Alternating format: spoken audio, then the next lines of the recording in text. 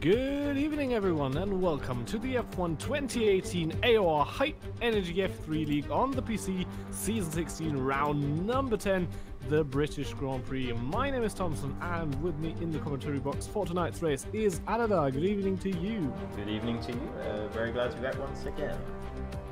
Yes, it's Christmassy indeed now.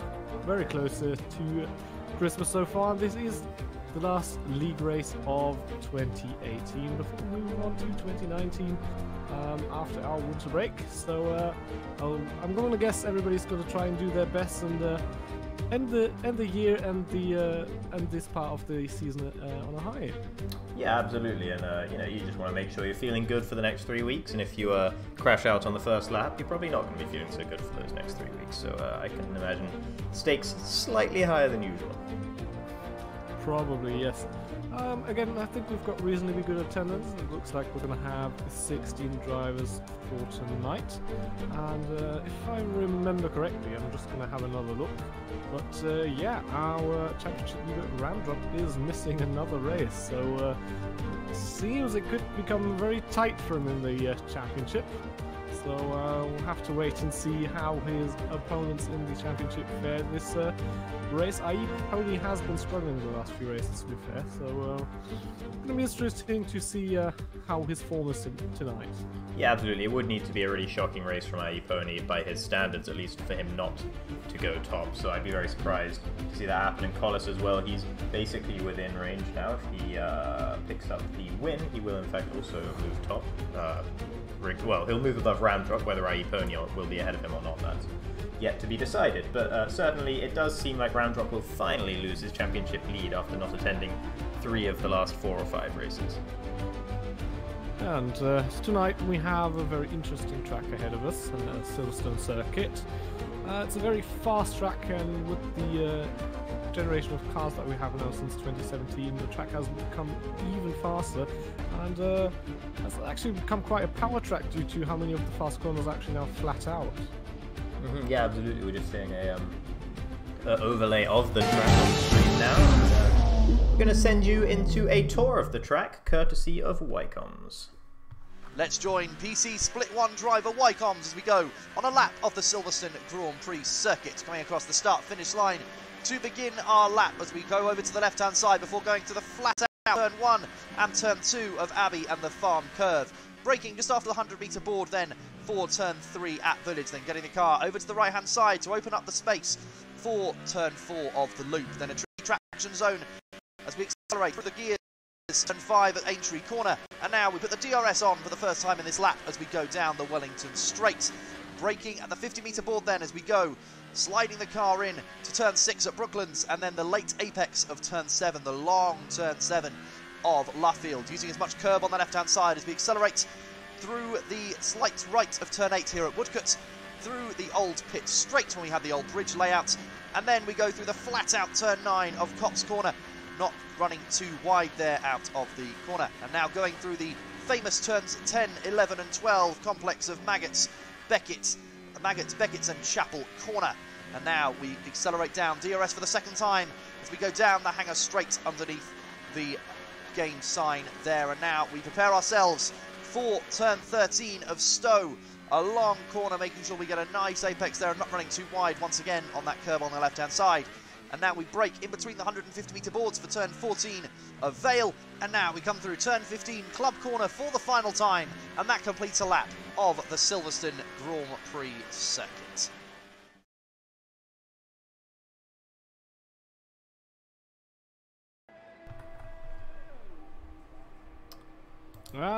And we're back with the action here in qualifying. And most of the drivers have started their outlaps now, and I think it was Duppy in the Red Bull who was the first to be out on track, currently in the fast S section on the backhand of the track, I'd say, and is now coming onto the hang straight. Yeah, absolutely. He's got the DRS. Of course, he won't be. Oh no, he has opened it, but this is not a fast lap from the Red Bull driver. He is still on his outlap. You haven't missed that much of qualifying, and we'll just watch him go around the last couple of corners of the track now, through Stowe and down towards Club, which is the final section here. before he gets down onto the main straight. Oh, I suppose it's not really the main straight, is it? It's the pit straight, but I wouldn't call it the main straight. Yeah, Hangar Straight is kind of the main straight of the track. At least it's the faster section with where the speed trap is. But yeah, obviously, I think in the game it doesn't show, at least for the spectators. I think in qualifying it does say in the spectator menu for the drivers on the small screen they have in the pits, but unfortunately that's not displayed to us, so we can't see who's the fastest on the straight. But as we've been talking, Duppy is now already in the second sector of the lap, now onto the old start-finish straight with the national pit boxes and the national pit lane. And yeah, it looks so far it has been a pretty clean lap from the Red Bull driver, and we have seen Duppy becoming stronger and stronger as the season progresses, I think. Yeah, absolutely.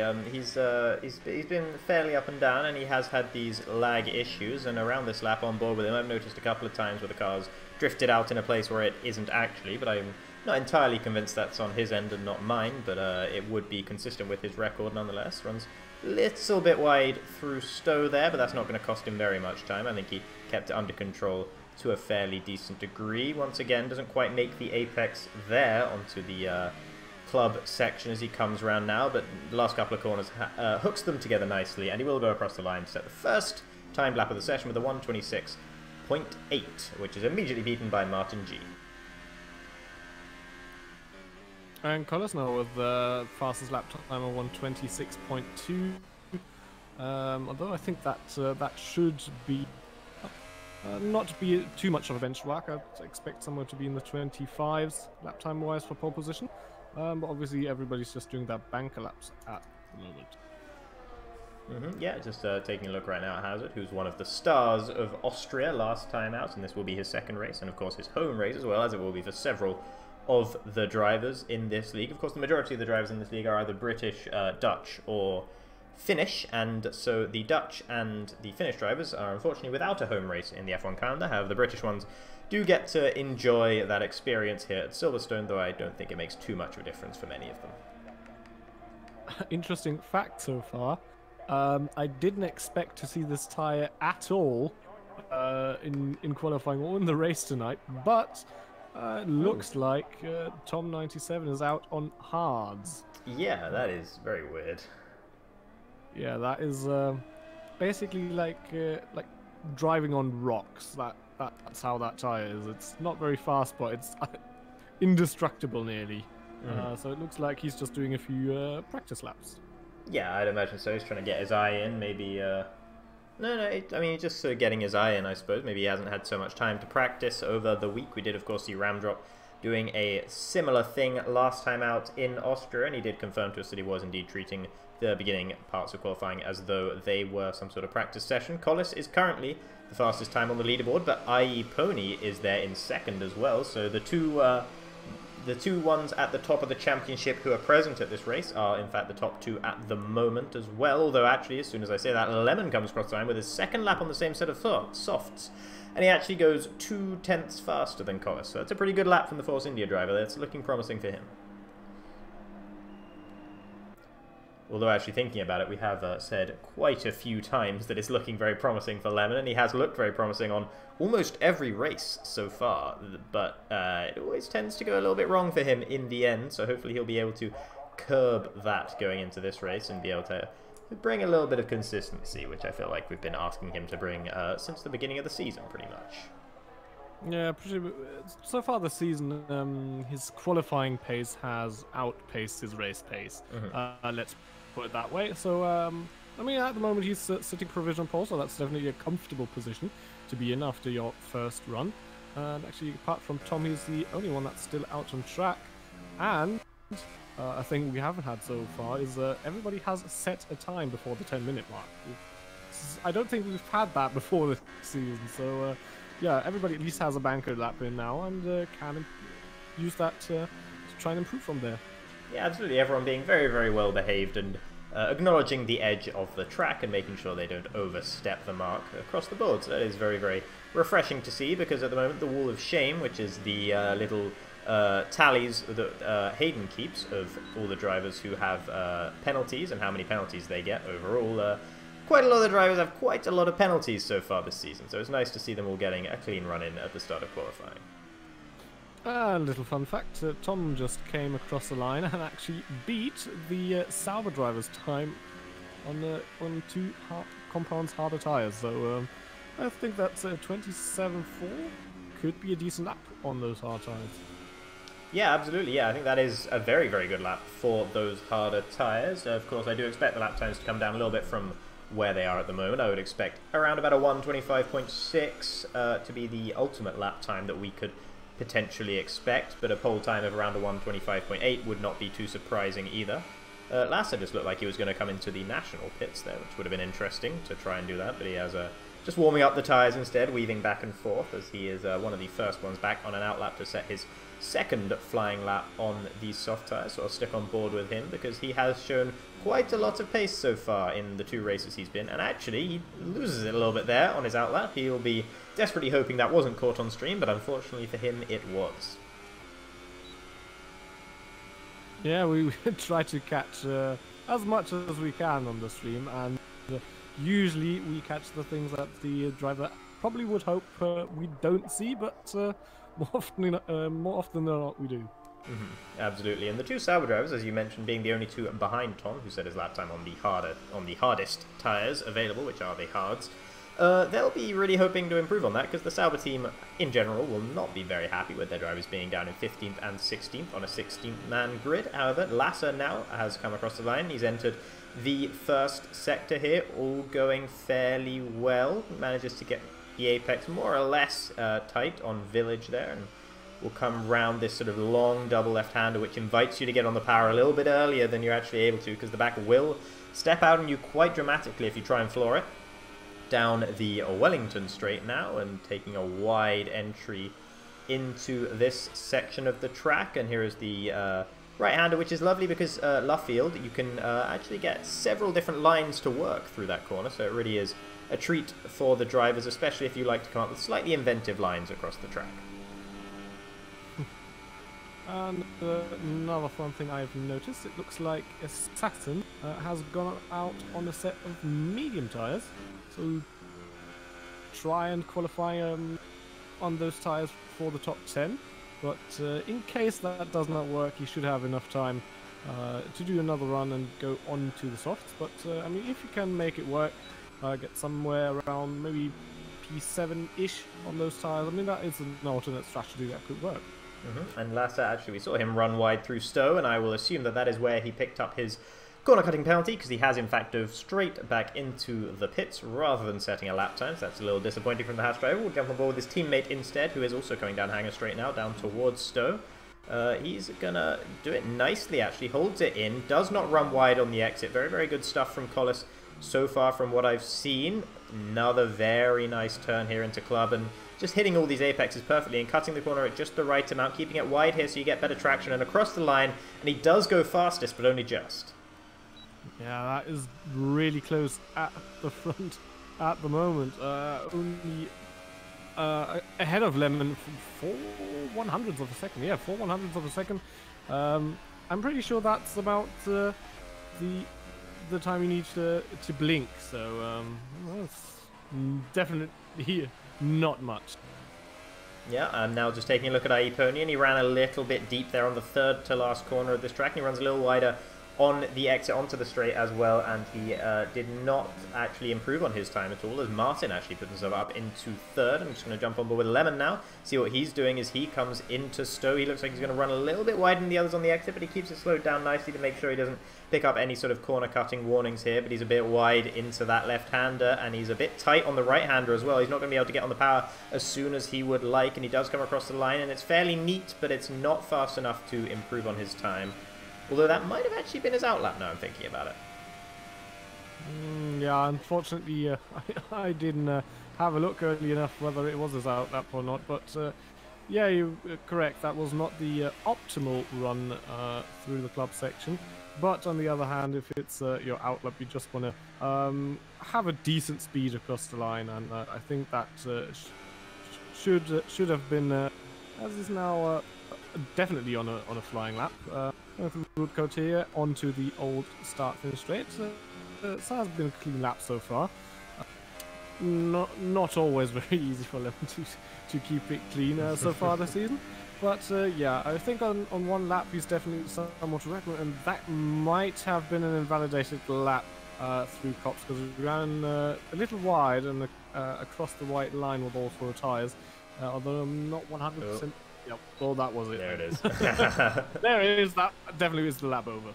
Yeah, he got a bit of a slide on through Beckett's and lost the car and wasn't able to get it turned in nicely onto, I believe, Chapel is the final part of the Max and Beckett's section. So he has had to back out of that lap entirely. And unfortunately, he was a bit dawdling on the racing line there, heading into Stowe. And I can't imagine...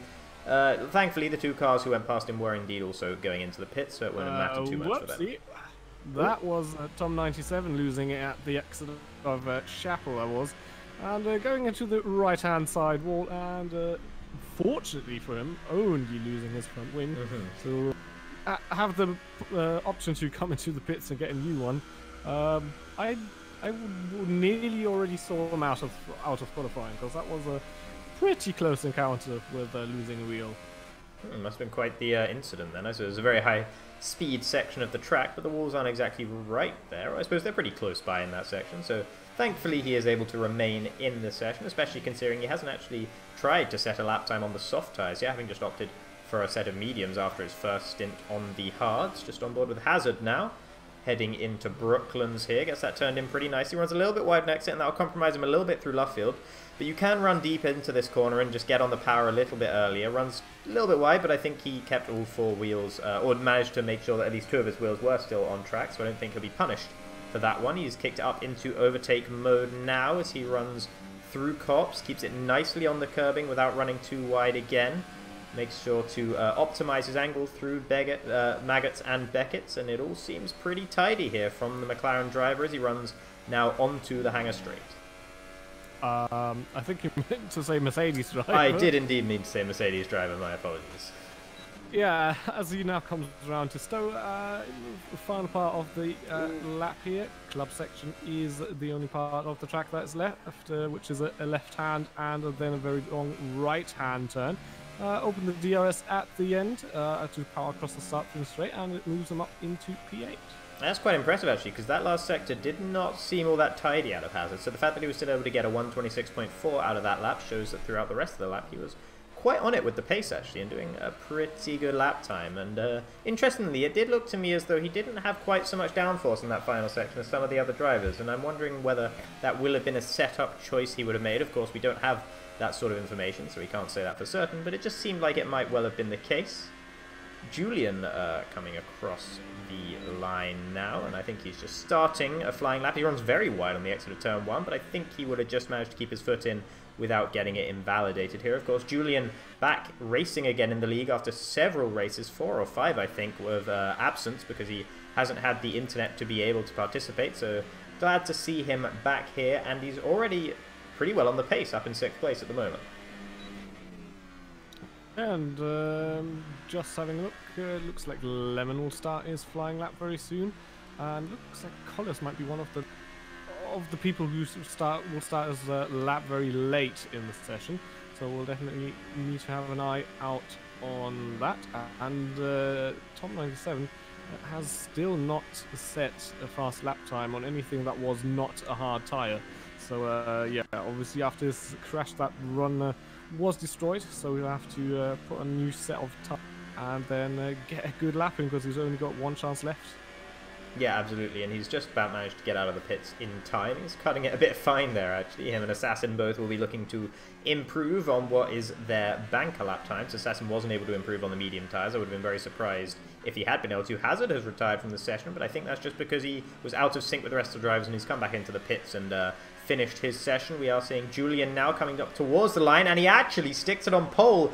It's so close at the top, and I can't imagine that will stay as the pole time for now. I'll jump to Lemon now, see what the pole in the Force India car is doing right now. He's heading through the Maggots and Beckett section, keeping his foot in nicely there. That looked very, very smooth indeed from Lemon. Runs a tiny bit wide on the exit of Chapel, but I think he'll have got away with that without losing any time, and onto the hangar straight. Yeah, and into the third sector now comes Round Stowe here, and coming to the final two corners of the race. He's going to stay on the power, so it looks like everything okay, no lap invalidation.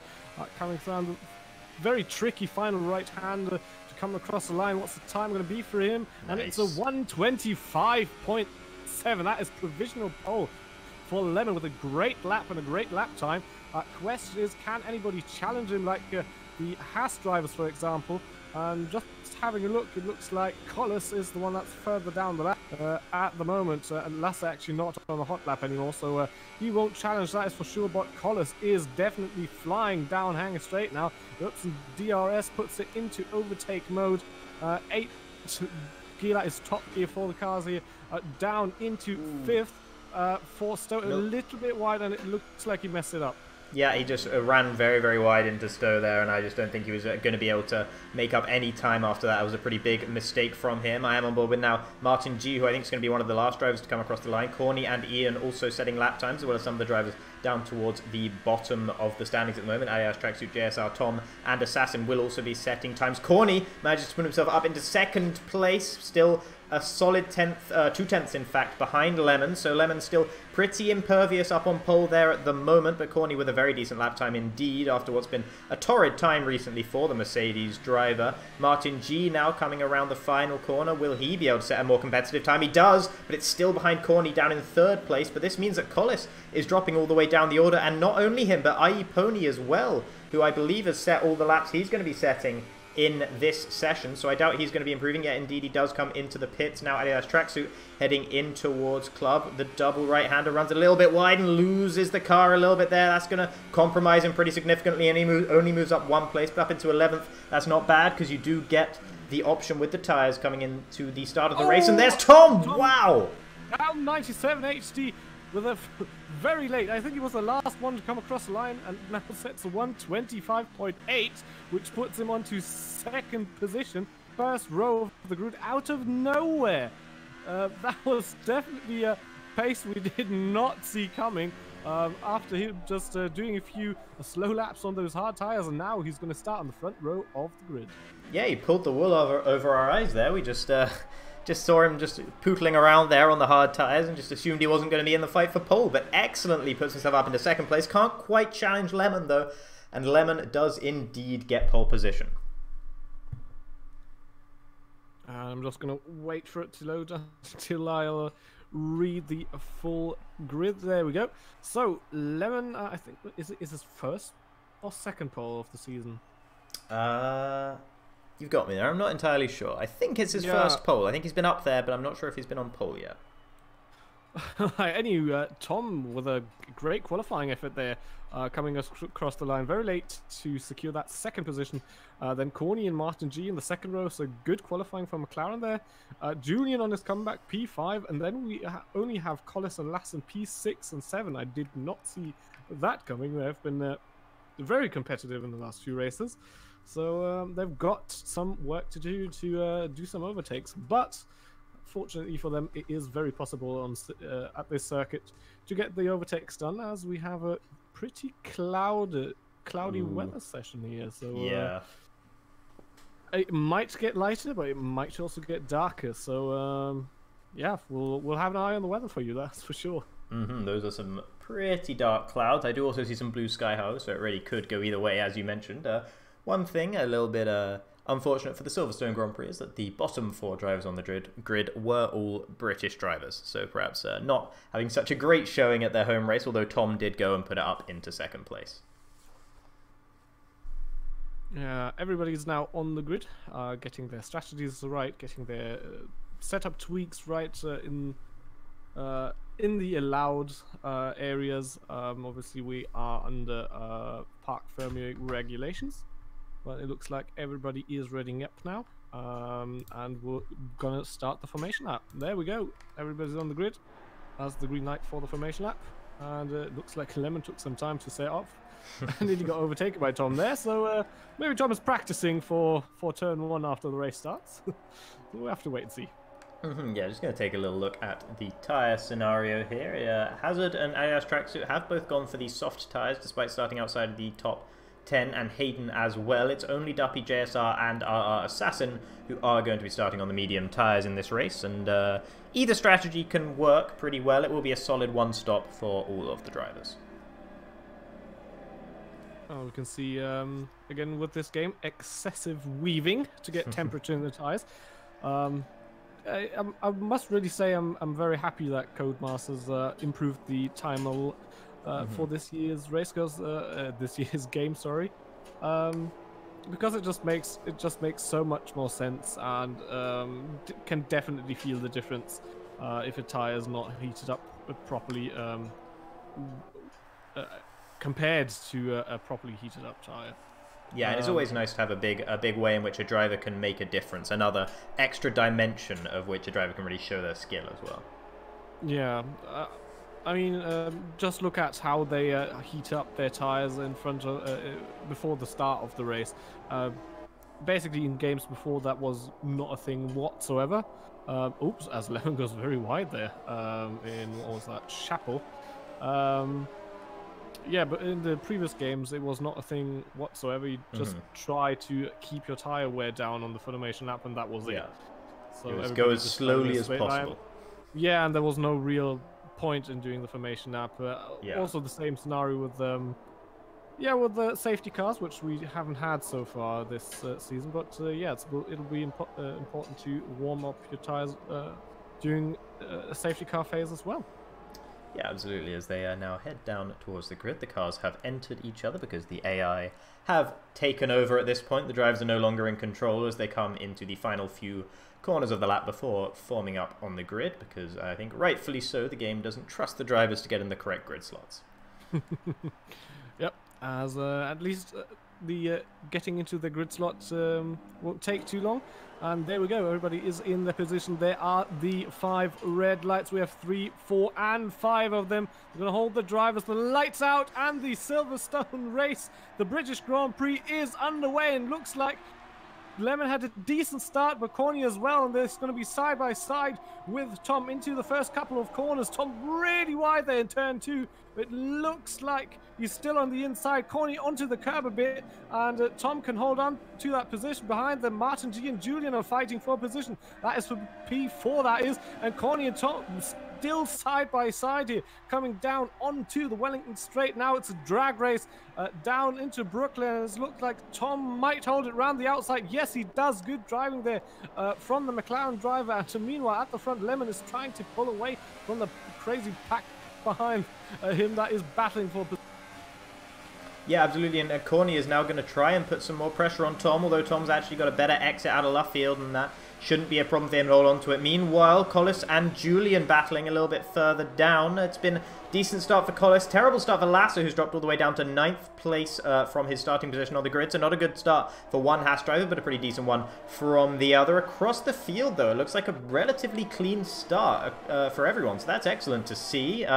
The medium runners have all dropped down to the back of the grid, but they're all pretty close to that anyway. I think that only means that Duppy and Hayden have switched positions. But as you said, Lemon still managing to hold the lead for now, which is good to see that he hasn't managed to lose it off of the start line. JSR and Duppy managing to go side by side somewhere towards the back, and there's actually yellows in Sector 3. I wonder if there's any problem there as Lemon comes across the line to finish the first lap of the race. RR Assassin is now 3 seconds down on the rest of the field, so I feel like he might have had a problem. Wait, no, Duppy in the wall there. He's lost it on the exit of the final corner while battling with JSR, and he's dropped a significant way behind, as well as RR Assassin actually is into the pits. Skaty's round as well. Sorry, Skaty, yeah, he's gone round as well. I think he was battling with Hazard for the bottom end of the points, and he's now dropped all the way down to 14th position, and he'll be having a battle on his hands to fight his way back up, but back up to the front now.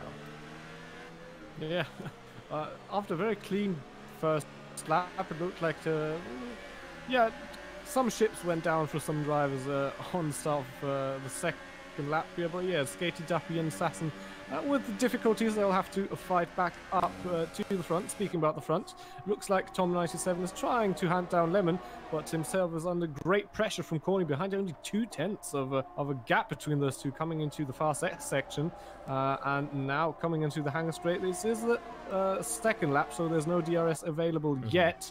Lemon obviously the one not in favour of Slipstream, as Tom has a look up the inside. Lemon leaves the space, but Tom was not really close enough, to be fair.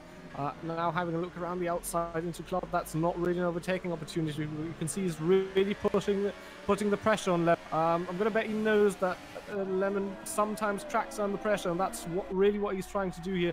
Apply as much pressure as he can on the Force India driver to try and force an error here, but so far a clean drive for Lemon. He can hold on to that P1 position at the moment, but you can see it's not going to be any easier for him because he has to use a lot of fuel, a lot of battery to stay ahead of those drivers, because they will have the slipstream and DRS off of him, and it's just going to get more difficult from here. As you can see now, DRS is activated.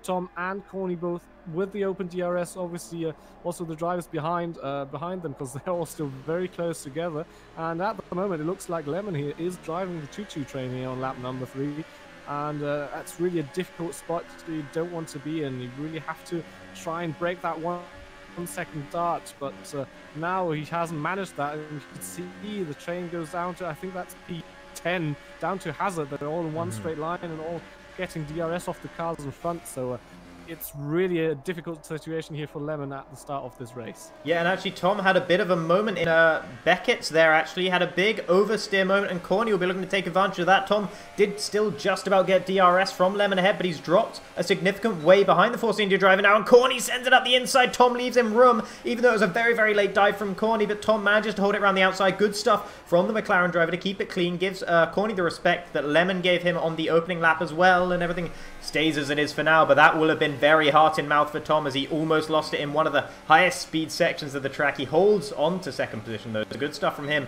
but it has allowed Lemon to almost break out of DRS range, which would have been crucial for the Force India drivers race, because this track is renowned for having incredibly powerful slipstream, and if you can break the DRS and get yourself away from the slipstream, stop giving it to the driver behind, then it can make a big difference to your chances overall. As Julian and Collis going side by side now, the Haas driver had moved up ahead of the Red Bull driver earlier in the race, but Julian is looking to fight back now, and he does not recognize the heir apparent to the championship here, as he tries to send it up the inside. Can't quite do it into Brooklands though, and through Luffield it looks like Collis will just about hold on. Yeah, Julian trying to make the most out of his comeback here after being absent for a few weeks, and it looks like he's coming back pretty strong, it seems. Having a look back at the front, Lemon had a bit of a bigger gap at the start of this lap, and Julian already with the first 3-second time penalty, that is. Yeah, but unfortunately for Lemon, the drivers behind him, Tom and Corny, are not fighting enough for him to break that DRS window. Speaking about Lemon DRS, got a bad run. Tom had a very great run down the hangar straight, but he was not close enough yet to the Force India in front of him. But he definitely gained, I think, about half a second due to the slipstream on DRS. That on one straight alone, so that is how powerful it is around here. Yeah, absolutely, but he got a bit sucked into the braking zone, into Stowe, and actually lost some of the time he made up on the Force India driver ahead. So he's got to be a little bit more patient, got to keep his head a little bit better than that. Currently just looking at the two Williams drivers who are sitting in 7th and 8th. They both had a very good race last time out, as they ended up, each of them, on the podium. And IE Pony in particular had an excellent race out in Austria. So he actually looks to incredibly opportunistic move there. He tries to send it up the inside of Julian, who left a little bit of extra space on the inside of Village there, but Julian does manage to stay ahead, but that was some incredible opportunism from IE Pony there, as Collis takes a look at Martin G as well. He's not quite able to get alongside him in time. Julian's still under pressure from the Williams driver behind, and IE Pony looks like he's going to try and have some more speed through Luffield here, but I think the Red Bull driver will be able to hang on to it for now. Yeah, now it's important for the Williams drivers, yes, plural, behind to stay close to Julian in those fast corners. It's not very easy, so you can see Pony running a little bit wide, scheduled to getting 3-second time penalty now. As they come through the S section, it's very important that you try and stay behind as much as you can. Again, an optimal run, down hanger straight, open the DRS, put into overtake mode, and then try and get that pass done. But it looks like he's going to have to defend his teammates more than he will be able to attack the car in front. But at the moment, it looks like no moves down hanger straight this lap around. But I mean, everybody will have a next chance on the next lap. Yeah, and that's one of the things about this track, is the fact that when you've got such a long DRS train as we have here, top 10 drivers all within a second of each other. Actually, Julian just drops a second behind Collis, but that will soon remedy itself, I'm sure. The fact that everyone else is also getting slipstream and DRS from the driver ahead means that there's so much, what seems like such a good opportunity, you hardly get any advantage because they're getting the exact same advantages as you, but from the driver ahead as well. So it really does come down to the ERS deployment as well as the fuel mode to make a difference onto the straights as well as the run you get onto those straights, obviously. And it does look like a bit of a gap is forming between Julian and Collis. Now, Julian must have had a pretty poor exit onto the Wellington straight, and once again we see Ian right up the back of IE Pony, but he's not able to make any sort of move and does not want to punt his teammate off of the track. Yeah, we did talk about having to use a lot of battery and fuel when you're out in front, and that's exactly what happened. I don't know if you have the telemetry open on your screen as well, on the bottom right corner of the game screen. But if you compare Lemon and Tom, you'll see that Tom has about twice the battery charge that Lemon has. So you can see that is how much Lemon has to fight to actually stay ahead and negate the advantage Tom has due to slipstream and DRS. As I say that, it looks like Adidas Tracksuit got his first 3-second time penalty for extending the track, and the Williams drivers have actually swapped position, although it looks like Ian actually having a look up the inside here coming into the club section. But yeah, that's not a point we can really overtake now. He's side by side with Lasser, who's trying to gain advantage from that. Behind them, there's also Hazard, who's looking very feisty. Having a look into turn one, but he pulls out of that move. It looks like Ian is really coming into trouble as he slots into 9th position, and that is Lasser up into P8 as Hazard nearly loses the car coming out of turn 3. So that was a very sideways maneuver there, but he holds on to it. So good effort there from Hazard. Yeah, absolutely. Some excellent fighting in the top 10 we've got here right now, and it is splitting into a top 5 and then a secondary 5 as well, with that gap between Julian and Collis ever expanding seemingly. I wonder if Julian has some sort of wing damage, because he was side by side with Collis. He may well have bumped pretty heavily into the side pod of the Haas driver, so that might explain the slight lack of pace we're seeing out of Julian here, although IE Pony, you'd have thought, would have been able to get past him if that was the case. Well, at the moment doesn't look like it. At least I can't see anything that's missing on the front wing. Well, obviously if it's only a small part, it's difficult to see. But yeah, at the moment his pace is dropping rapidly, but I'm trying to think how Julian was on time. I think he's usually pretty harsh on tires from what we've experienced in this race. And now he's under attack from IE Pony, who tries to have a look round the outside, and so that is a very brave move. And he's still there as they now come side by side down into club, and Julian pulls off into the pits. And as I've expected, probably his tires are dead by at this point of the race. That is a good point. I had forgotten that about Julian. It's been such a long time that I'd forgotten he actually did have a lot of troubles early in the season with holding on to his tyres, and it seems like that's exactly what happened to him again here, as he just was not able to keep with the pace of Collis after a little while, despite having a couple of laps before been challenging him and trying to get past the Haas driver. Suddenly he's just completely off the pace, and those tyres really did hit the cliff in a big way. Yeah, and just having a look back at the front top 5 battle group, who were all in for a shot of the lead. It looks like Lemon is now more and more under pressure from the cars behind. Gap is sometimes down to under 0.3 of a second, which is basically nothing. And again, looking at your batteries, it looks like he's really running out of it. But everybody behind is somewhat comfortably in the somewhere between 50 and 75% range. And I think people like Collis probably they'll just use the slipstream to save some fuel and save some battery. Hope that people battle, pick your way through, and then have the best available tires. And and that is sorry, Tom up the inside here. Lemon in front of us. Oh, that was Lemon very sideways, and that was nearly a spin. So a good car control there from him. It looks like, can Tom stay ahead? Lemon is directly behind him, coming across the start-finish line. And unless Tom makes a mistake, maybe in the next couple of corners, looks like he's going to be able to hold on to it. And now Lemon, I mean, he's in a difficult situation now. If he's lucky, can save his ERS and fuel, but he also has to still watch behind him, because there's another 3 very hungry drivers there that want to take that place off of him. And yeah, if they start to attack him, Tom might run away with the lead of this race. I tell you what though, if this top 5 keeps fighting like this throughout the whole race, we are going to be in for an absolute spectacle coming towards the end of the race here. I am fascinated by what's going on up at the front. As well as the fact that 4 of these 5 drivers have not won a race this season, and they're not the ones fighting right at the top of the championship. Tom, Lemon, Corny, and Martin G have shown pace. All of them have shown decent pace at times, but none of them have had the sort of consistency of the likes of Collis, who is here as well, but he is right at the back of this train at the moment. So it is absolutely fascinating, the dynamic that's playing out right now, as Ian did come into the pits at the end of the last lap, and Julian has managed to remain ahead of the Williams driver, so he didn't get overcut here. And it looks like Martin G's actually had a pretty tough run out onto the hangar straight, and he's going to have to go defensive against Collis here, which is going to lose them a little bit of time to Corny up ahead. But Corny actually runs wide very obligingly and makes sure that they don't lose too much time after all. And 3 of them, Lemon, Corny, and Martin, all dive into the pits, whereas Tom and Collis stay out. So that'll be interesting, because Tom was leading this race, but surely he's going to get a bit of an undercut on him here. It depends on how his tyre, fuel, and ERS situation is, because if you keep your tyres in check reasonably well, you can still do very good lap times here on your 9th or 10th lap of the race.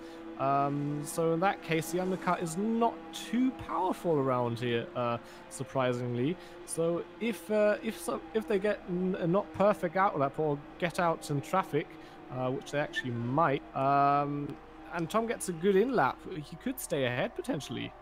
Yeah, absolutely. As Julian does set the fastest lap on the medium tyres, so he does show that there is pace in the undercut, but it did take him a couple of laps to get to that point to warm up those tyres. He has come out behind Martin, but actually not by much, so Julian really has made some gains here as he gets closer once again to the back of the battling pack ahead. But he has had that trouble with the tyres, and he's got older tyres on as well, so towards the end of the race he's going to be feeling the pain of this decision that he's made. Corny now up the inside of Lemon, and these two are battling, so that's going to help Tom certainly as they slow each other up by going side by side here through this section. But it does look like Corny's actually managed to make the move well on the pole ahead of him, and so the German driver moves up into 7th place in his Mercedes, and that might well have moved into de facto race lead. We'll have to see whether that applies or not, as Collis has closed up quite significantly to Tom, and they both dive into the pits now as well, so it'll be very interesting to see what happens with them. Julian picking up his second 3-second time penalty as well, so despite his good pace, he is having some trouble with other aspects of his race here. He is trying to make a move around the outside of Martin G, but I don't think he's going to be able to make that one stick. Yeah, now is the crucial part of the race. Where do Tom and Collis rejoin on the track compared to Corny and the likes? Corny now coming round to the club section. I'm just having a look.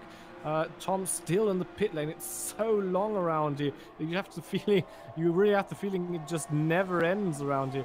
As Corny now on the start-finish straight, as Tom now released out of the pits, and it's going to be very close on board here with Corny. Got him. You can see Collis is just out in front, and Tom looks like he stays in what is de facto the lead of the race. Yeah, they've slowed each other up, and they've had those colder tyres, but actually we do see Corny just about managing to edge out the Haas driver ahead of him and take what is actually 2nd position in this race away from him. He's going to have a bit of trouble now with JSR being a really awkward cork in the bottle here, and Lemon actually running incredibly deep into Brooklands, but he's managed to keep that well. I can't believe he's kept that on the road, and he's actually managed to make that work. Incredible from Lemon. What looked like a massive mistake, he looked like he got in way too hot. It's actually led to him going side by side with Collis here, as Collis has been forced to lead the Force India driver the room. Meanwhile, up ahead, Corny's making the move on JSR, which he needs to make, and as soon as they can get past JSR, the better for these drivers, and he has made that move indeed, and Lemon does also manage to get ahead of Collis. Incredible from Lemon.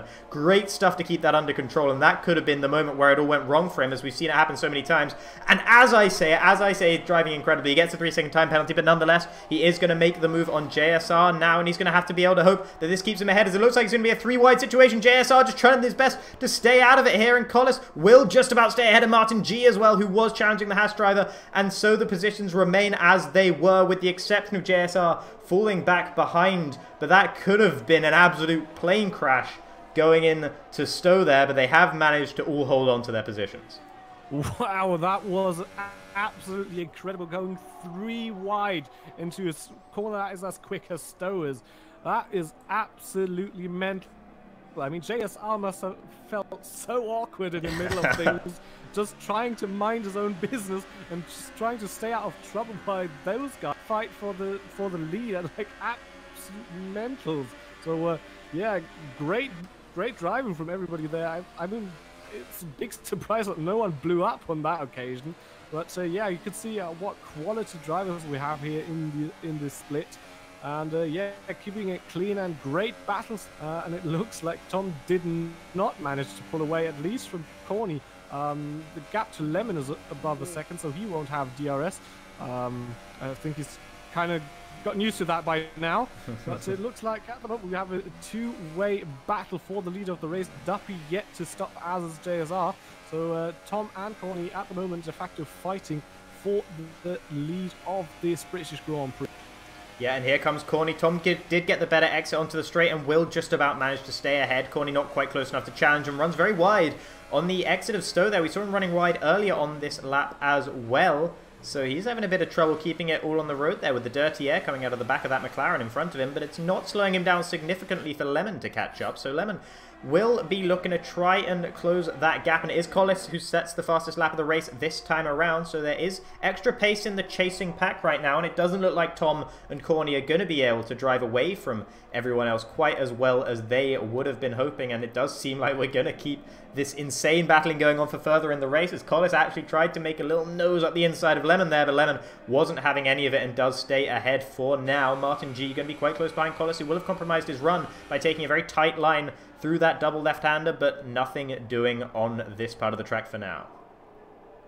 Yeah, unless Lemon can close the gap by 3/10, it looks like our five-way battle has split up just a little bit. Nevertheless, we'll still have a lot of battling here in the top 10. I mean, just look at the camera shots and how many cars are in it, and that's the top 5 of the race. So yeah, definitely we'll still have a lot of fun here at hand and a lot of excitement, as Tom now gets a 3-second time penalty, and that might be crucial at the end of the race, because so far Corny does not have a penalty. And considering how close everybody is together here, you could lose a lot of positions at the end of the race if you have a penalty more than the people around you. So yeah, we'll have to have an eye out on that when we come to the back end of the race. So far it's only Tom and Lemon of the absolute front-running drivers. Julian is in that pack as well, and he's got 6 seconds of time penalty, so that's really going to hurt him. No matter where he finishes, you feel like Julian will not finish any higher than about 5th position, even if he manages to make it up to the front, because they will be so close together that that 6-second penalty will be a massive issue for the Red Bull driver. Of course, there is the possibility that everyone else just simply falls off the road, in which case he would, of course, inherit the lead, but that's a very unlikely scenario, as Martin G actually getting very, very close to the back of Collis as they go now on to the Wellington Straight, and he might well be able to have a go here. Collis looks like he's had a bit of a compromised run once again into this section of the track, and he doesn't actually leave any room on the inside. Oh, and Martin just about managed to keep it in a straight line, despite the fact that Collis chopped his nose off there. I was on board with Collis for that, and Collis really did just turn into the apex. There was a slight moment of hesitation, but he decided not to leave the gap, and we saw the immediate result of that, as they both had to really fight some oversteer there, but they have both kept it in a straight line, and I don't think any harm has been done. Yeah, that was really close. Collis shut that door right at the last moment, and Martin G locked up and nearly ran into him as that air was taken off his front wing, but yeah, very close. You don't want it to get any closer as that. Speaking about close, looks like Collis and Lemon are side by side here coming into Stowe, and yeah, Haas driver is in front unless there's going to be a late lunge from Lemon. He's having a look, locking up. He's not close enough, and at the moment it looks like Collis has pipped that what is effective 3rd position, so on the podium from Lemon, the Force India driver. Yeah, absolutely, and if Collis is able to get this clean air and make it work now, we will see him close up to the back of the Tom and Corny battle, which is still only 1.7 seconds up the road for him, and we have seen him, oh my goodness, Martin G up the inside of Lemon there. I was not expecting that whatsoever, and Lemon tries to take revenge, but he's just absolutely been caught napping by Martin G there, who sends it up the inside. Excellent move from the McLaren driver, a bit rude perhaps, but I think it was all fair there. And Lemon loses 2 positions in only 2 sectors, and now has Julian for company as well, and won't be able to turn in on him here as they actually ghost.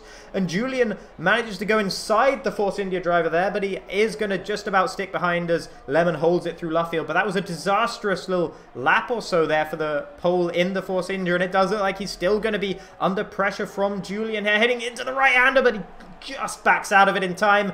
Oh, and Lemon loses it a bit on the exit as well. He took way too much speed through there, but he has managed to hold on to the extent that he is able to battle away Julian for now. Whew. Yeah, no. Sorry? Continue.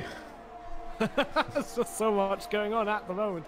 I do know that Julian and Lemon are somewhat friends outside of racing, but nevertheless they are fighting very hard for position. Yeah, that was a very close call again between two drivers, but it looks like at the moment everybody can keep it clean. What we did see on that last lap was 2 instances of Lemon not going defensive when he probably should have, and both times he tried to turn in on the driver a little bit too late and tried to take the apex and just hit the side pod of the driver who was coming up his inside with his wheel, and that actually bounces you a little bit out wide, loses you a bit of traction and forces you offline, and both times we actually saw him being punished significantly for it, and that's what led him to being within range for Martin G after the Collis incident, was the fact that he compromised his exit through Stowe due to trying to turn in on the driver a little bit too late. So he really should have been going defensive. I think both times he was surprised that the move came, which was interesting.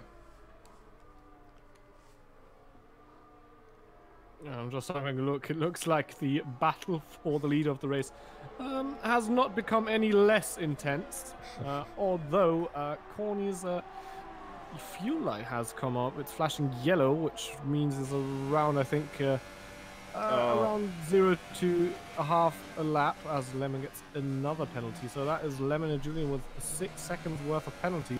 And talking about penalties, Tom still with that 3-second time penalty he gathered a few laps earlier, and Corny's still without. So that could be make a very big difference, as it looks like he's going around the outside here.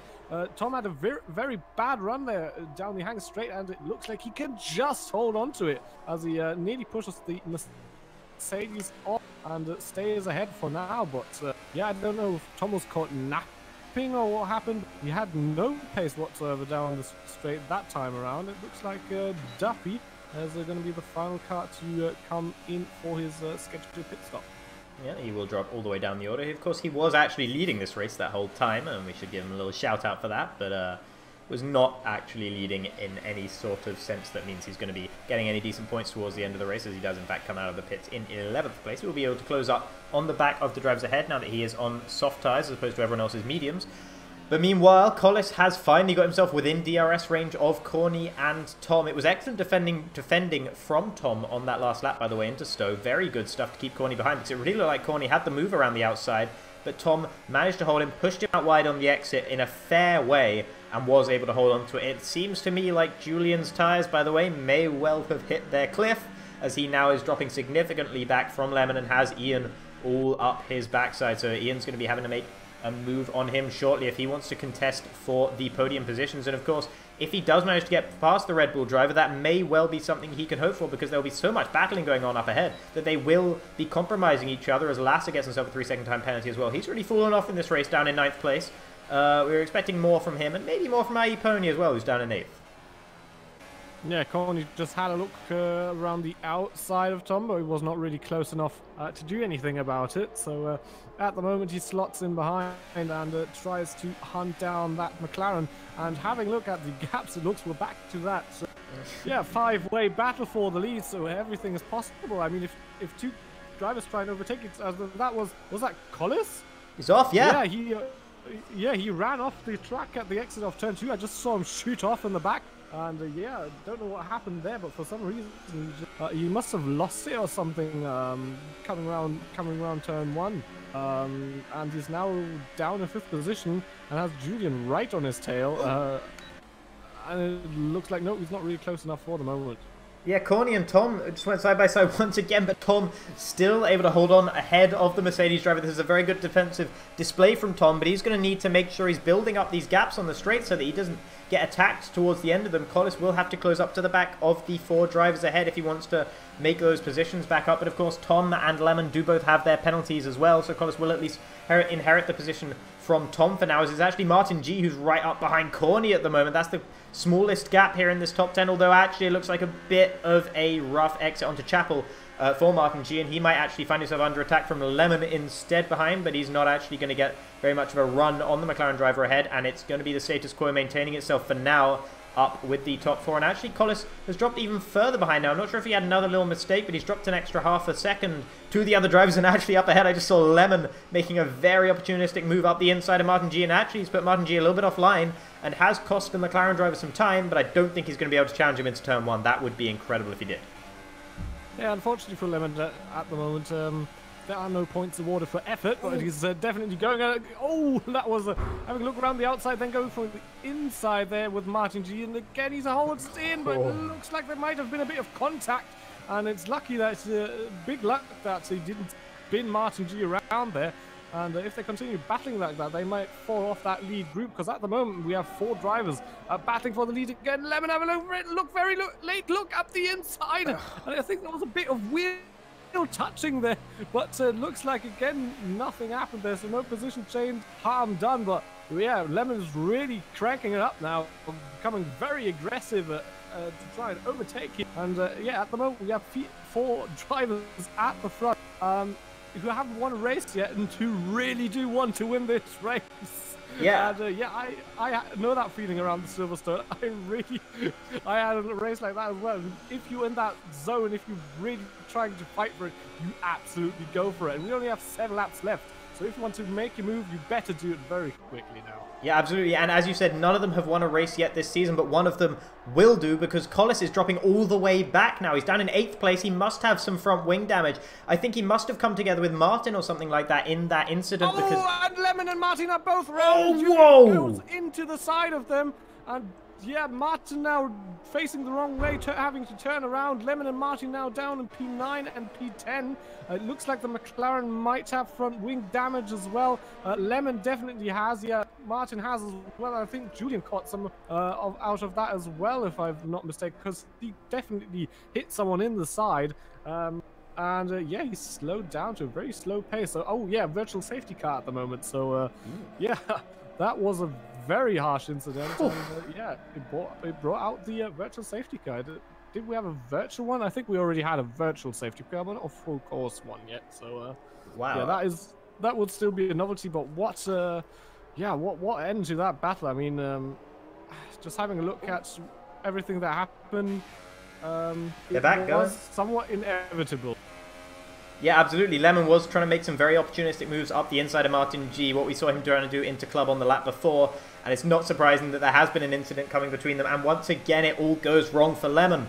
He just can't get it to get to quite to the end of the race. He only had 5 or 6 laps, 6 laps remaining to try and hold on, and of course he did have those penalties, so he probably wasn't going to be in contention for the win of this race. But what this does mean is that Corny is in the prime seat to win this race now, because Tom has that penalty and everyone else has fallen off the road. They've all been caught up in that incident between Martin G and Lemon, the Williams drivers as well. I think I saw one Williams very briefly airborne or something like that. One of them definitely collided with either the Force India or the McLaren, but they seem to have escaped without too much damage, as they're able to hold up to the back of Julian fairly well, and it looks like one of them will actually get the final podium position. But meanwhile, Corny and Tom have managed to escape all the rest of the field now as a result of it, and so that means that it's very, very likely, in my opinion, that Corny will be the winner of this race.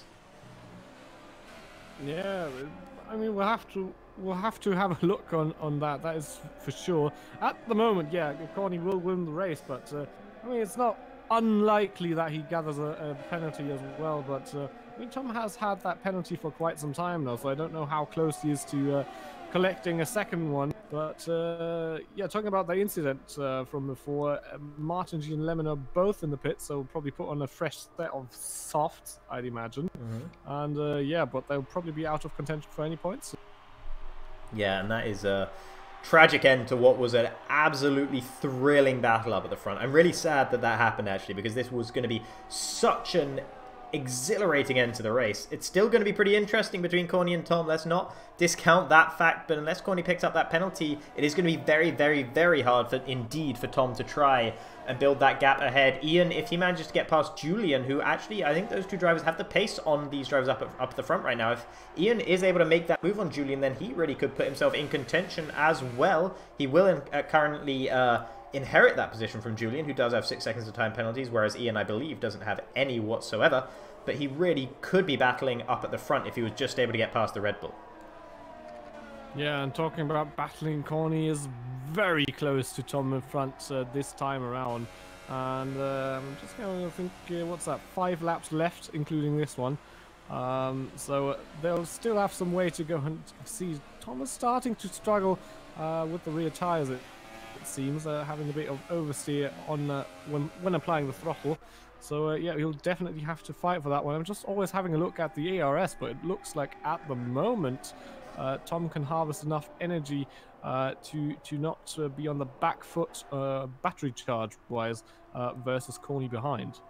Martin G and Lemon have not learned their lesson and are actually still battling one another, although this time a lot more cleanly than whatever happened last time. I didn't actually catch the beginning of the incident, but I just cut to them and saw cars airborne whenever I did manage to catch them on screen, and Martin actually moved himself up ahead of Lemon down in 11th and 12th place. I was just interested to see whether there would be any more catastrophes down there. It doesn't seem like it's going to be the case, however, and I think, honestly, Corny, he might know about Tom's penalty, but there's a significant chance he doesn't. In my experience, Jeff tends to tell you about the penalties more about the drivers behind than about the drivers ahead. I'm not sure if that's different, but in the old games at least, he would only tell you about penalties that were held by drivers behind, so Corny may well not know that this race win is pretty much in the bag for him, and so he might really be trying to get past Tom. He's just got to stay patient, though, and try and maintain this sort of small gap in front, but of course Julian is closing up behind them as well.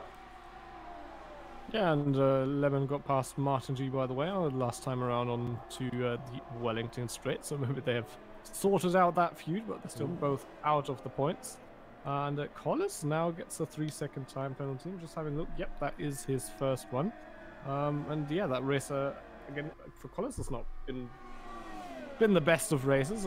Currently, the Haas drivers are in P6 and 7, as Corny is making himself very wide in Tom's mirrors. But, I mean, he was not close enough whatsoever coming down Wellington Straight this time. So, at the moment, he's just trying to apply some psychological pressure, let's put it out. And both of these drivers have finished second once apiece so far this season. Neither of them, as we've mentioned, have managed a first place finish, so they will be both absolutely starving for this one, desperately trying to make it up ahead of one another and try and get that first win of the season in what is really a wide open season in terms of points, because drivers dropping out left and right, especially the ones who were dominant at the start, means that there's so much more opportunity for so many more drivers in the field to try and get to the top, and especially with the likes of Collis and IE Pony having relatively off races here, while Ramdrop not even here, means that you really can gain a whole heap of points on the drivers at the top of the standings right now, and Ian's still right behind Julian. It's going to be so frustrating for him.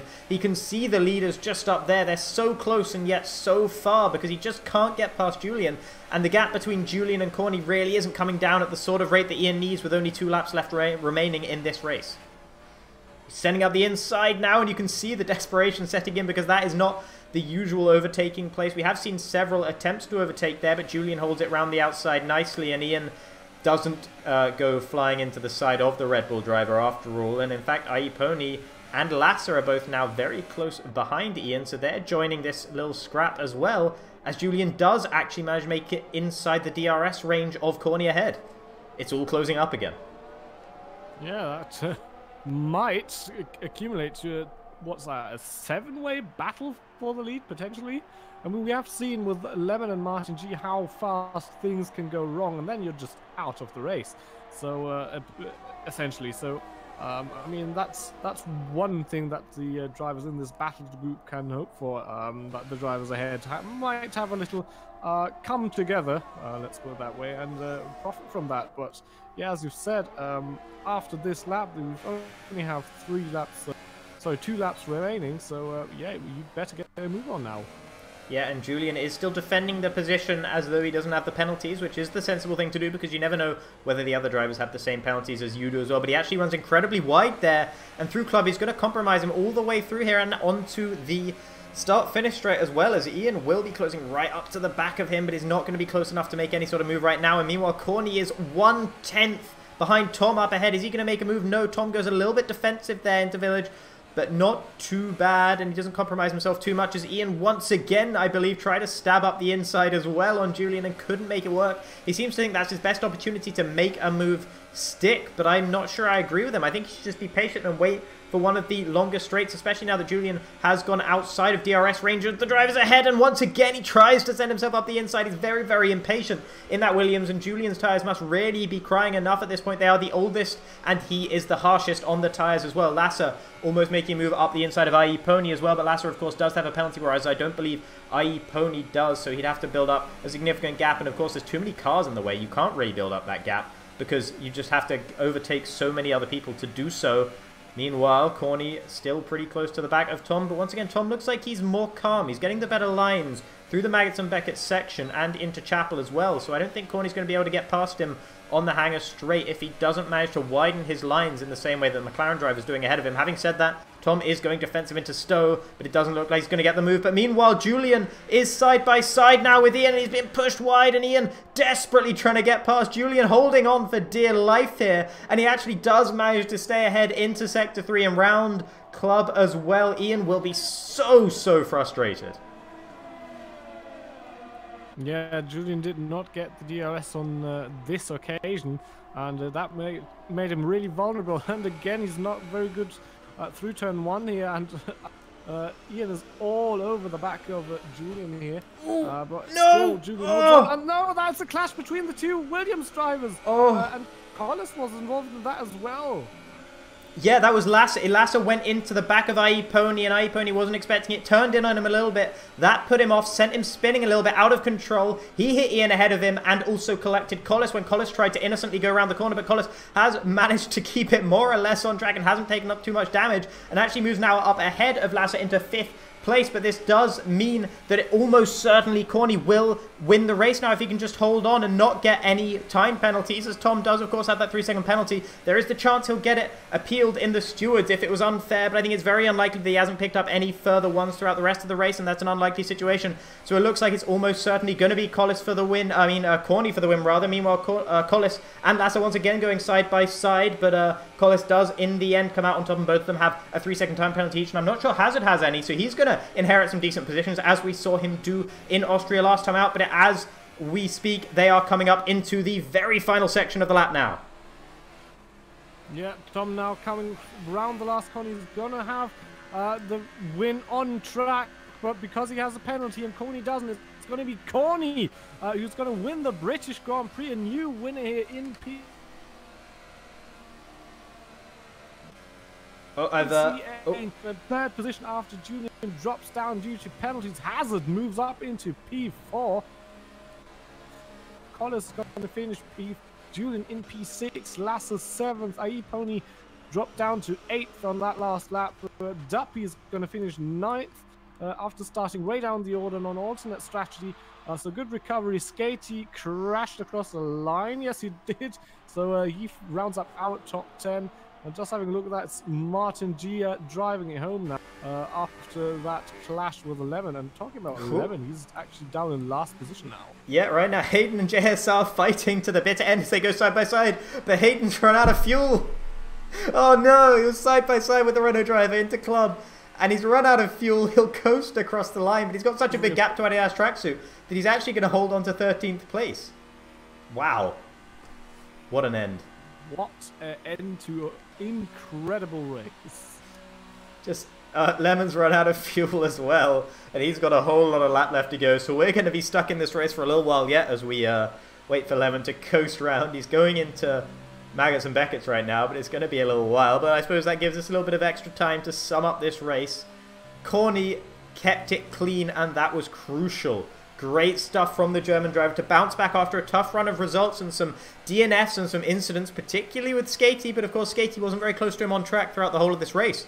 And maybe that was what Corny needed to have a clean race, and he did manage to do so in the end. Once again, Ian managed to keep his nose clean for the second race in a row after having so many issues throughout the first half of the season in general. Manages to get himself up into third. Tom showing excellent pace and really commanding the lead of the race. He had to defend from Corny a few times, but he did seem like he would have been in control if only he didn't have that 3-second time penalty. So a bit tragic for Tom in the end, but did show some excellent pace both in qualifying and in the race as well. Collis recovered after losing a significant amount of pace after we saw him going way off track before. I don't know if his tyres just overheated for a little while or what happened to him, but he lost some pace, but then everyone else fell off the road in front of him, and he was able to climb all the way back up to 5th. And once again, really impressive stuff from Hazard just to pop up out of nowhere at the end of the race and secure 4th position.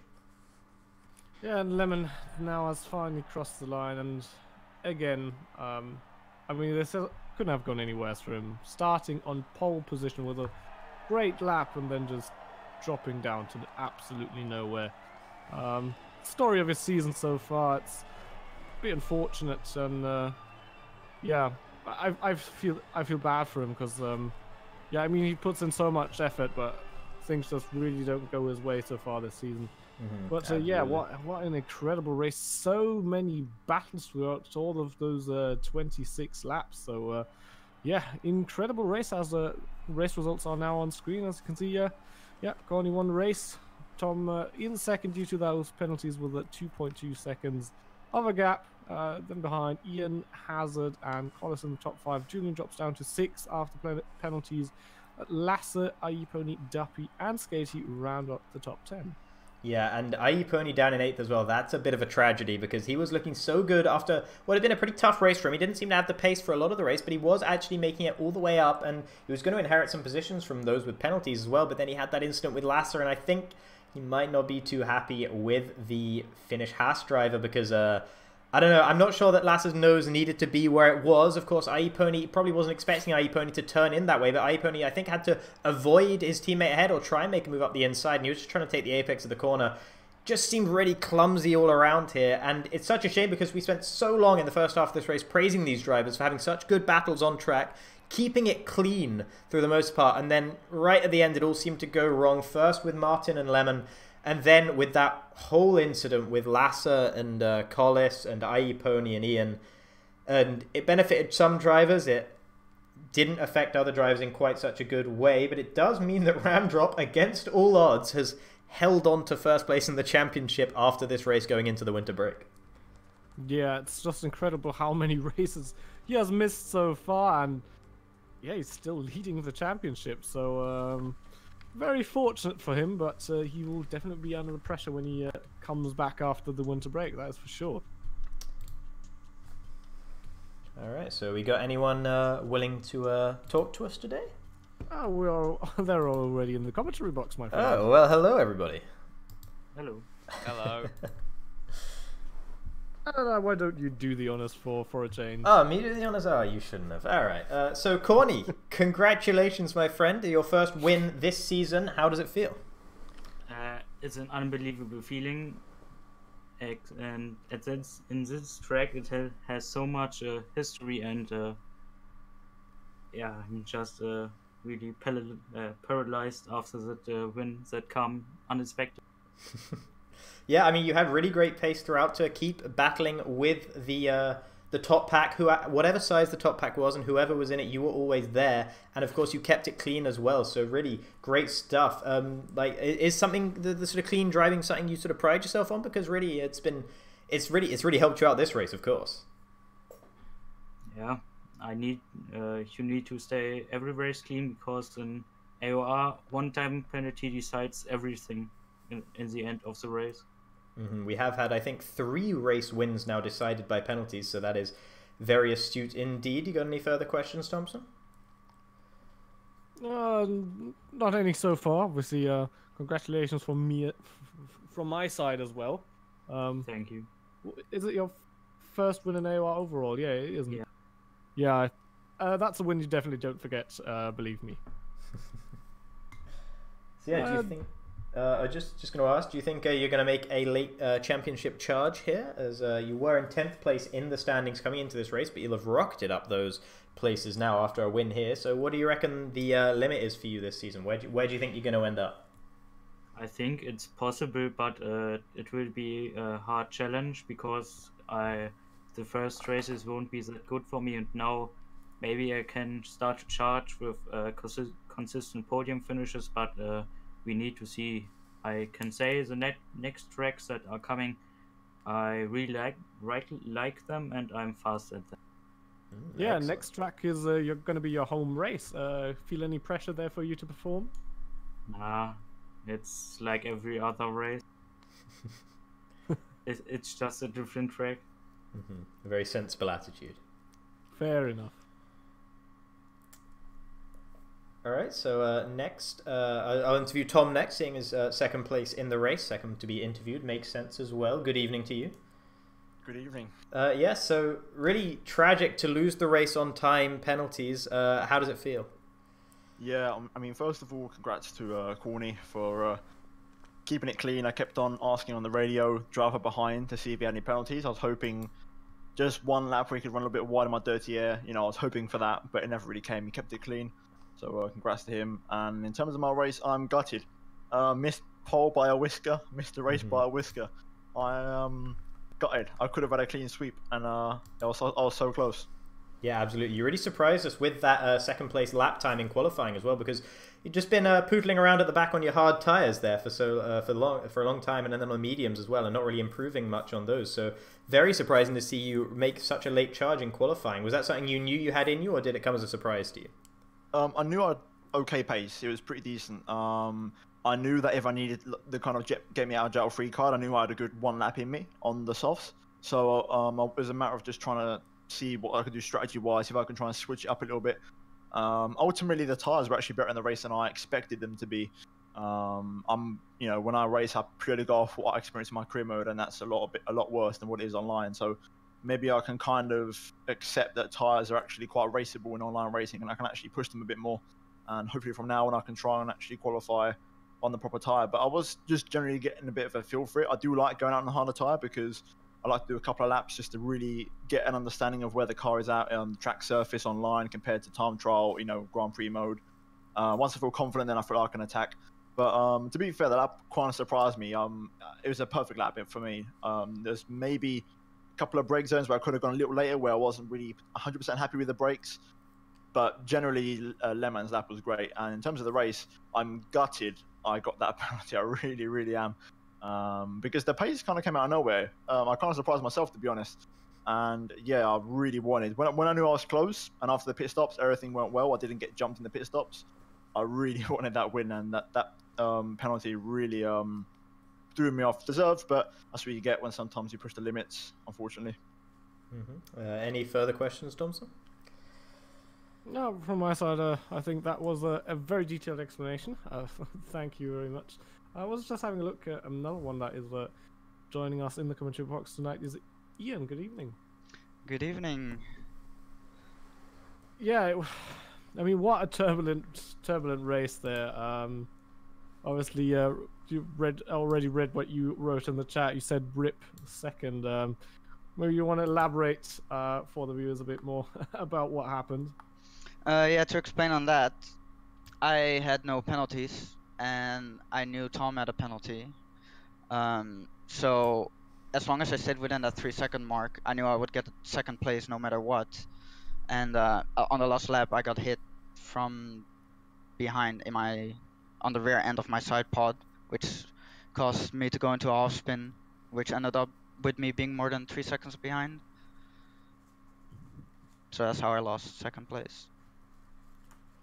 Yeah, very unfortunate. It has been a turbulent race, that is for sure. I mean, apart from that, I think for you at least, it seemed like a very straightforward and good race, didn't it? Yeah, it was a really good race. Unlucky, I completely screwed up my qualifying, and I was on a very fast lap, and I went a little bit wide out of Beckett's. And then I just ended up in the wall, so I could have started higher up the grid. And with how difficult overtaking is on this circuit, it's a bit annoying trying to go back up the grid. But I was lucky with a good start, and just made sure to keep it clean. And my pace was really, really good, so I was hoping I could get past Julian, but unlucky. He was very good at defending. Otherwise, I could have maybe fought for the win as well, but. Podium's still nice. Yeah, we did actually pick that out. I said you'd probably be getting incredibly frustrated because I saw you taking stabs at Julian left and right, desperately trying to get past him as the race went later. How annoying was it for you being stuck behind him? It was pretty annoying because his corner entry was really slow compared to mine. Could have been in the setup, I'm not sure, but I stayed really calm throughout the entire time trying to overtake him, but I was just trying to force him into different lines and then just line up and overtake a few laps later. But just didn't work out in the end. Yeah, and just one further thing, and of course there was that moment when Lemon and Martin G were facing the wrong way on the track, and I saw some collisions going on. I wasn't sure. Did you manage to avoid touching either of them in that scenario? Because I saw some Williams. I swear I saw a Williams briefly airborne or something like that. But I think there was something wrong with the sync there, because I managed to avoid completely, but on my screen Julian hit the Lemon front on, so I was like, okay, he has to have at least half a red front wing, but then it turned out he had no damage at all, so I was kind of confused at that moment. So I don't know what happened there. I had that front wing. Yeah, we know you did. You want to handle Lemon, Thompson? Yeah, I mean, first of all, congratulations on a great qualifying lap. No, it wasn't a great qualifying lap. I lost 1.5 times. Not happy. Being your own biggest critic, eh? Because it wasn't good. I lost so much time in second sector. Well, I mean, it's always the driver's opinion. You can always improve, but I mean, it was pole position in the end. So, yeah, I mean, that's what counts. I didn't want pole because I wanted to hold in someone's slipstream for all the race. Fair enough. We could see you were really struggling with keeping everybody behind on that first part of the race, using a lot of your battery. How difficult is it with the train behind to try and stay in front? I mean, normally it's not difficult here, but my pace just wasn't there. I got my proper pace only after Julian was really close, then I managed to finally find the pace. I've set some fast laps. I think I was purple for a moment, but then Martin G, firstly when he overtook me, he dive bombed me and left me no space. Then when I was trying to overtake him, he was missing his braking points and pushing me wide. So when I was really close to him, I tried to make a move on the inside for the third time, and we touched. We both spun around. We both lost our front wings, and then it was quite fun towards the end of the race because we were overtaking each other round and round. And then I had no fuel at the end, so I was so slow at the last one. Yeah, we saw. Well, thank you very much, Lemon, for that elaboration. And yeah, Aladar, I've got one final guest for you, and that is JSR. Good evening. Hello. Hello. How was that race for you? Well, qualifying was pretty terrible, but I didn't really expect anything different because I hadn't really had much time to practice tonight, plus I'm not really feeling very good. But my setup was more designed for the race anyway, so I didn't expect to finish that far down, but I didn't expect to be challenging for pole, put it that way. But yeah, unfortunately I think it was at the end of lap 1, coming into Vale, I got struck by Duppy's death connection again. Which broke my front wing, and because I can't remember where it was, last time I broke a front wing on the first lap, that I pitted straight away, but then had to do a 2-stop, and I just drove at the back for the whole race. I thought I would try and stick out the sin and maybe try and stay in people's slipstream for a bit. What actually happened was I think both me and Assassin got damage from Duppy's desynced car, and we ended up having our own half a front wing battle for the first 10 laps, which was rather entertaining. Yeah, and then after I pitted a lap earlier than I would have, only because then I could actually get a front wing back and I knew the sauce would last an extra lap. And then I just tried to put in quick laps, overtook Assassin, and then I think Hayden and Adidas tracksuit pitted under the very brief Burchell safety car that we had, and by the end of it, Hayden couldn't catch up to me again. Plus, I think he got an extra penalty than me in the last couple of laps. But yeah, so oh, and then obviously I came across Lemon's very sad looking car that's run out of fuel.